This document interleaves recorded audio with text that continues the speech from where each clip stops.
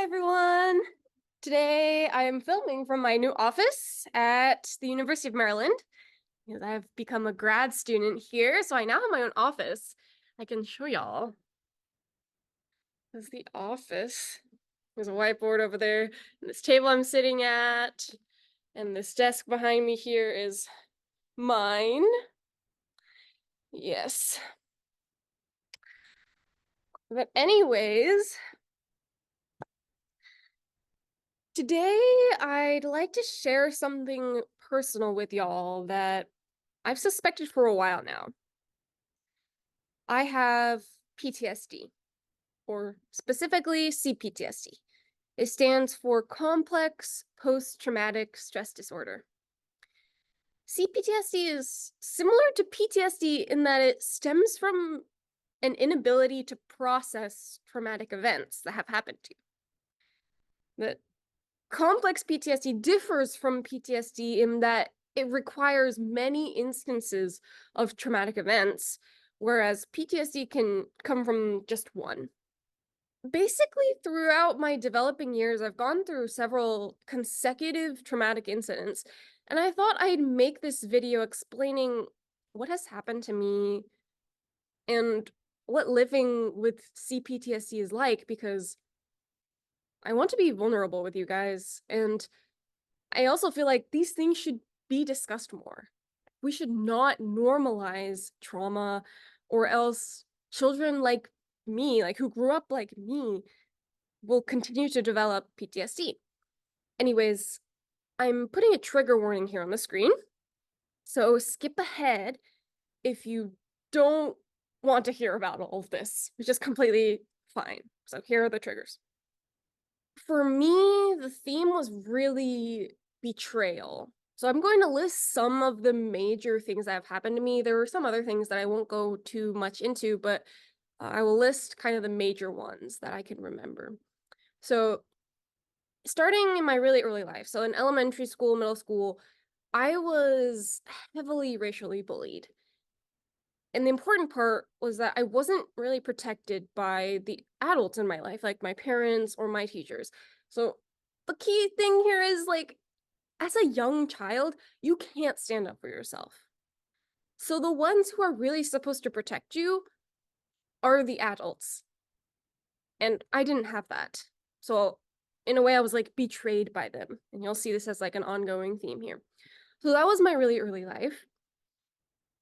Then going into high school, I developed this massive crush on a senior guy, as you know, a lot of people do in high school. And the thing is, like, he turned me down in the worst way, saying it was entirely my fault, blaming me for everything. And so for a young adolescent who had no experience with love or relationships or anything, it was crushing. And to make it worse, I was also stalked by a fellow student who came to my house once and refused to leave until my dad made him go. A year or two later, I was verbally and physically assaulted in my own home by a family member. And at this point, nowhere felt safe. Not even my own home, my own house. And to be honest, like, to this day, I have a hard time feeling safe anywhere.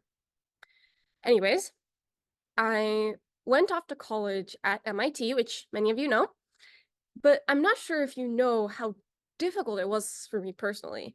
In my first year, I was caught up in some drama in my living community, which led to bad treatment by some of the individuals there. So there was one time when I was pushed while holding a bowl of hot soup in the middle of a hall meeting, which obviously made me drop the bowl. But the thing is, like, I picked up all those pieces by myself, everybody watching, without a single apology from them. It was terrible. And I also started my first relationship around this time, and it turned out to be very verbally and sexually abusive. I was yelled at him all the time. Sometimes he'd even yell at me publicly in our dorm, making not only me, but like other people in our hall uncomfortable. That was pretty bad. Unfortunately, it doesn't end there. At the end of my first year, I was sexually assaulted by one of the best friends that I had made there at MIT. And when I demanded an explanation from him, he ghosted me for several months before telling me he had imagined me being his ex while doing it. When I tried to tell my parents about this, they questioned that it even happened to me instead of offering empathy. So again, betrayed by my family, betrayed by my friends, everyone who I thought I could trust growing up, completely betrayed. Yeah, so my second year came around at MIT and I was basically ostracized from the sorority that I had joined. So I joined a sorority, and unfortunately, one of the girls there came to hate me. Maybe I heard it was for one random thing that I said, but that's besides the point. She basically hated me and put the equivalent of a restraining order on me. Like MIT has the equivalent of a restraining order, so I couldn't interact with her, couldn't be within a certain distance from her, which is kind of wild considering, sororities do events and stuff all the time. And she did this without even attempting to talk to me about any of her issues, nor any of the other girls in the sorority. She just went and did this on her own. The tough thing was that the other girls said that they would try to make things work out. But despite that, I was left out of almost every event that I tried to go to from that point onward. So I ended up leaving that group and losing one of my major forms of support at the time, which was really rough. After that, I was sick and done with the drama and everything, so I tried to keep stuff on the low side, like the drama and all that. Did not try and participate in any of that. But life is just really out to get me or something, because I got into another verbally abusive relationship, and then last year while I was in Japan, I was stalked again by a student at Hiroshima University. He would follow me home and send me super weird messages. And ultimately, it turns out the guy was only in Japan to marry a Japanese woman to gain citizenship there. Insane. He was doing this to all of the girls in the group or the department that I was in. Absolutely crazy. And so now we're here at the present. I'm almost out of my developing years, so people say the brain is finished developing sometime between 24 to 26 years old, and I'm almost 24. So before I delve into what it's like for me living with CPTSD, I want to emphasize that everyone is different. Someone could have gone through the same things I did and came out just fine if they were taught good emotional skills. But for me, I was never taught how to emotionally cope with challenges like this. I unconsciously shoved all of those feelings that I had down really deep and basically didn't feel them. And this was not a conscious decision. It was just unconsciously done by my brain. I know now that that concept is called dissociation. I was also praised by my parents for showing so little emotion, which I think only encouraged it. Thinking about it, the only emotion I've really been able to feel the majority of my life is fear. The moments of pure happiness or anticipation or anger or sadness, any other emotion really, have been very few. It's only really been numbness or fear. A lot of people with CPTSD have anxiety, but I don't think I do, fortunately. I don't ruminate or dread things, and I don't have thoughts about all the bad things that can happen or whatever. That's not really who I am. What it's like for me is a constant state of fight, flight, or freeze. And I'm on the flight and freeze side of that. I don't really fight. I'd say maybe 80% or so of my day is spent feeling like I want to run away or freeze in place, simply dissociating. Sometimes there's an actual motivator for that fear, such as a bad conversation or a scary person or a test. But sometimes there's not, and I'm seemingly feeling fear for no reason at all. For example, when I wake up in the morning, the first thing I feel every single morning is an adrenaline rush in my own home. There's no serial killer or stalker yet out to get me. And yet my nervous system is like, you gotta get the fuck out of here, Kylie. It doesn't really help that nearly every dream I have is a super intense nightmare where I am actually running away from something. Sometimes it's like a huge monster. Oh, scary, you know? Sometimes it's an evil organization, and sometimes it's an individual person, but I'm always running for my life in my dreams. Really mirrors my daily life. And I've learned recently that this constant state of fear is called hyper-vigilance. Hyper-vigilance also results in physical health issues for me.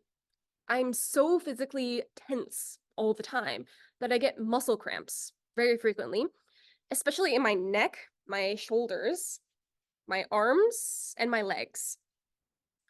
I also get migraines about once a month, more if I'm particularly stressed. The one thing that seems to help with all of these health issues is acupuncture. But of course, like, acupuncture isn't mainstream enough to be covered by health insurance, so I can't really afford to do it regularly, unfortunately. Instead, I'm in talk therapy with a trauma-informed therapist. I found her once I moved here to the DMV area, the DC, Maryland, Virginia area, after my time in Japan. She's been absolutely wonderful.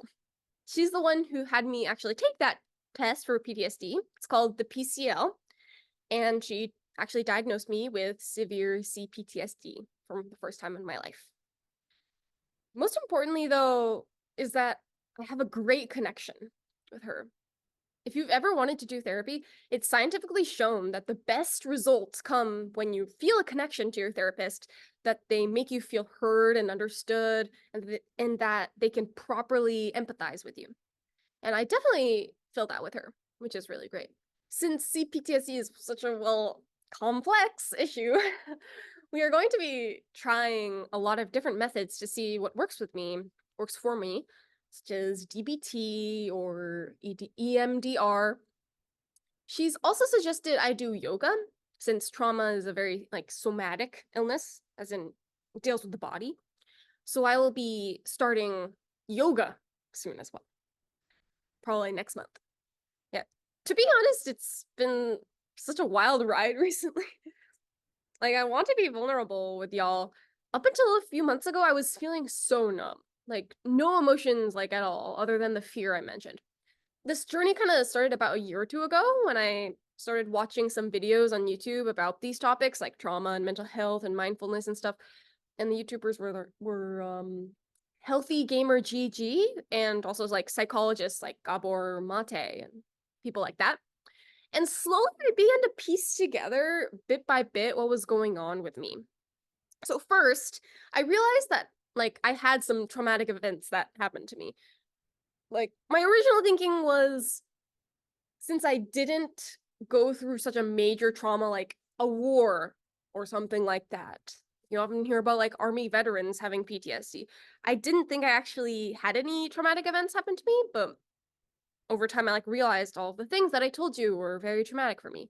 And then I mistakenly thought that my lack of emotion through those events was a sign that I had great emotional coping skills. Like, I equivalated lack of emotion with great emotional coping.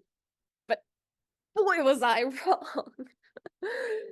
I had actually a pretty defining moment in Japan when I told a new friend about the guy who was stalking me. And she was like, that must feel so bad.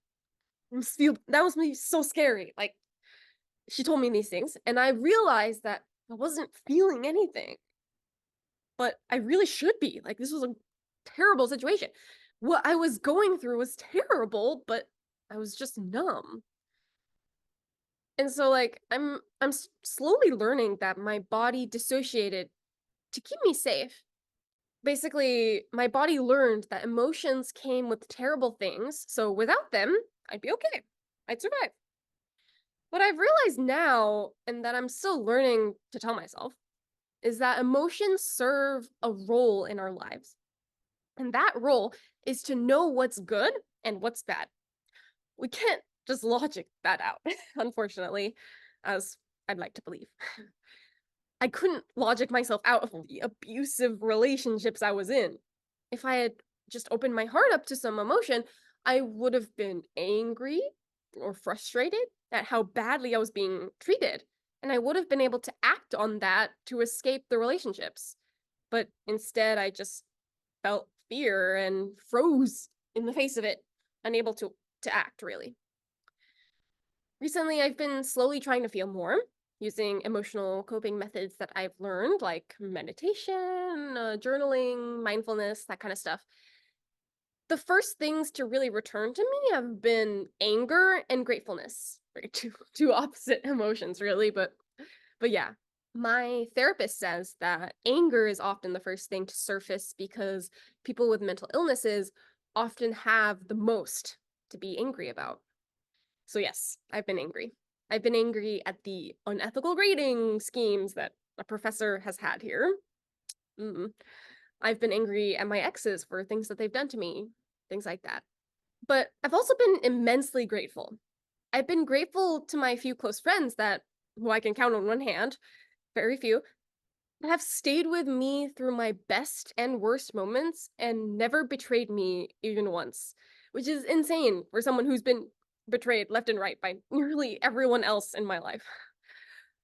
I've also been grateful to my cohort of graduate students here who've prioritized getting to know each other and forming close bonds and supporting each other. I really appreciate that about them.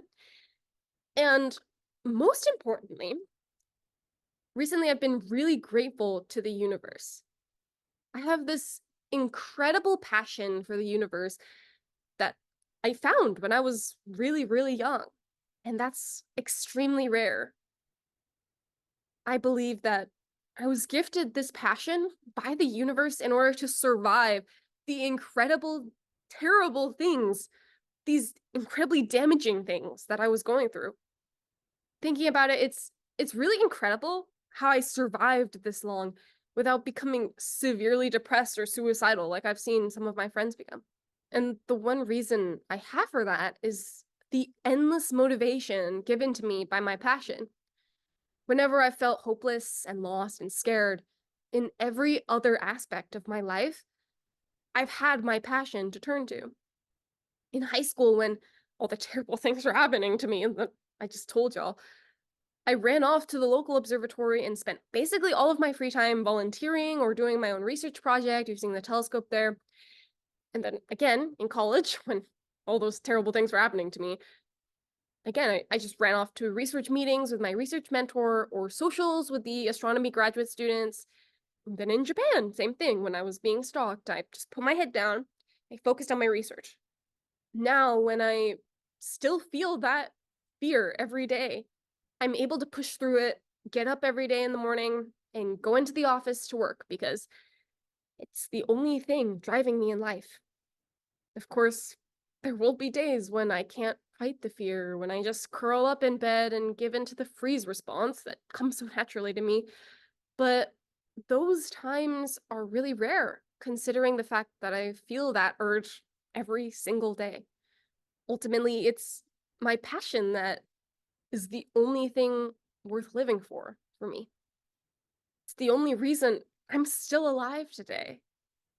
And I'm so grateful for that. In a way, it's so profound. Like the universe has given me this gift and I'm able to repay it in a way by delving into its mysteries in the way I'm doing now. Like we're connected in this way, like this circle, and that's like absolutely insane to me. Anyways, I've told you today about my diagnosis with CPTSD, about how I developed it, what it's like for me living with it. And I thought I'd close by sharing this song with you that I really connect with. It's by one of my favorite artists, Dabin. I'm going to share some lyrics with y'all. So the lyrics starts off, "Hey you, how's the world look from way up there? I miss you, but I'm getting scared, 'cause you used to be glued to me so perfectly, filling all the in-betweens. Now there's nothing there. How am I supposed to be yours when I can't see your face? How am I supposed to not miss you with all of this space. 'Cause you say you'll meet me there someday. But how am I supposed to be close to you now from worlds away? I think he meant the lyrics to be about a couple who broke apart, but I haven't taken it that way. I've internalized these lyrics to instead be about me and my inner self. The Kylie who fully feels all emotions. Perhaps the person who I was born as, my inner child. As the lyrics say, I feel separated from this version of me. We used to be glued together as one person. Now there's nothing, which is what my dissociation feels like. I can't see her face because it seems like I can't access my emotions much at all. But I miss her because I wish life could be full of emotion instead of this gray, empty world. How am I supposed to be close to her resonates with me because I'm often overwhelmed by all of this and don't know how I'm ever going to get better. Really, I feel worlds away from that Kylie who experiences emotions in a healthy way. So it continues. It's cold tonight. Darling, are you cold tonight? I just want to hold you tight if you're really mine. 'Cause I can keep shining across the galaxies. But would you do that to me if you're really mine? I imagine myself holding my inner child, inner Kylie, telling her that it's okay, that we'll be okay, that we're strong and we'll get through things, that we'll meet again one day. I imagine myself crossing galaxies to get to her, as it says in the song, which is great imagery because my research is on galaxies, right? So yeah, that's the song. You can see how relevant it is for me, and it really does hold a special place in my heart because of how it's honestly become a serenade to my inner child. When I listen to it, I can convince myself that I'll reach her one day, even if I have to cross entire galaxies to do it. And I will. I'm in therapy, and there are promising treatments being developed even now that I may be able to access. We'll see. It's a great time for this with the psychedelic and mindfulness revolution, transforming how we treat mental illness. So, yeah, I will say that learning about mindfulness and meditation was really what started me on this journey to healing. Mindfulness at the heart of it is about seeing and accepting reality for what it is at the most basic level. I would have never realized all these things about myself without it. And I highly, highly recommend you develop some kind of meditation or mindfulness practice if you haven't already. If you're still here, thanks for listening to me for this entire video. I know I haven't really posted much recently, but as you can probably tell, I've been going through quite a bit. But I haven't abandoned this channel, so I'll most definitely still be posting my usual helpful videos. I really love helping y'all. You know, the world is hard enough as it is, so if I can make it easier for anyone, that would be amazing. Thank you for supporting me. Whether I know you in person or not, I appreciate you. I'm not a big channel, so I rely on all of y'all's views, comments, likes, etc., subscriptions to get the word out for all the helpful stuff that I do. The more you interact with my channel, the more people we can reach and help out. So thank you for being here from the bottom of my heart. Let's head into the new year with the best in mind. Like, always look up, and I hope your skies are always clear. I'll see you in the next one. Bye-bye. My arm is cramping from this. Oh, I gotta stretch.